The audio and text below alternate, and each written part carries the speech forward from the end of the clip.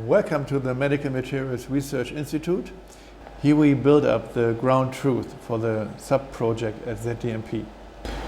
Now we show you the workflow with our different instruments that we had to follow. Before we started, we had to create new sample holders as the previous one didn't fit in the requirements. We mount the 50 samples on these new sample holders and conduct SEM mappings with the electron microscopy. Using the energy dispersive X-ray spectroscopy, EDS, we detect these particles and label them with their chemical signature. In the next step, we move these samples into the light microscope and create color maps.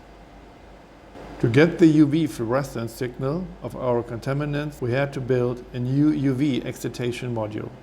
The collection of data takes about 3 months. To speed up our AI training, we have created training data from our SEM archive images.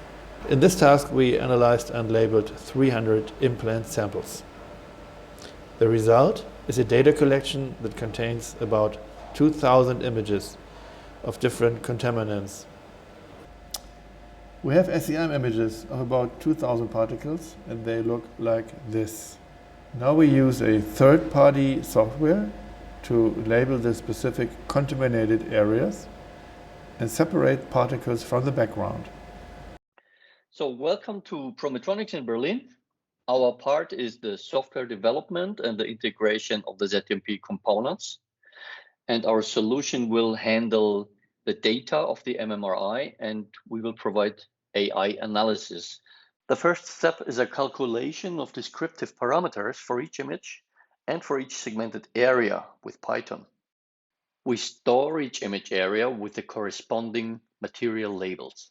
Boarding has set up the ZDMP components and deployed to Microsoft Azure.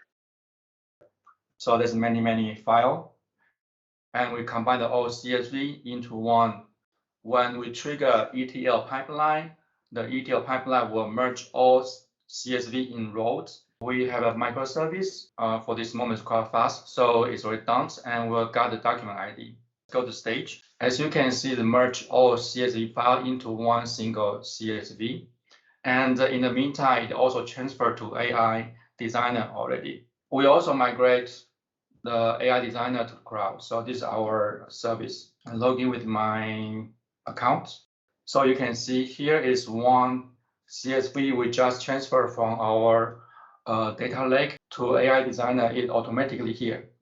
We choose all, and we choose one column is a feature. That's the contamination class. It will start to train the model.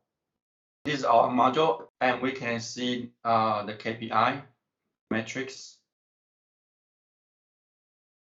The idea is once we click, it will automatically deploy to AI runtime. So as you can see, here is about an error occurred during API gateway endpoint configuration. So in the moment, we are going to manually download, and then we upload to AI runtime manually. Our goal is we want to deploy our solution into Edge server, upload model file without going to API gateway. We need to refactor the code our own way until they have the better solution. This is the current status of our client to give you an idea of how we envision the user interface. The main functionality of the client is that the end user can now view a list that contains all images in which contaminations have been detected. I click on a list item, the image is displayed, and I can view the contamination.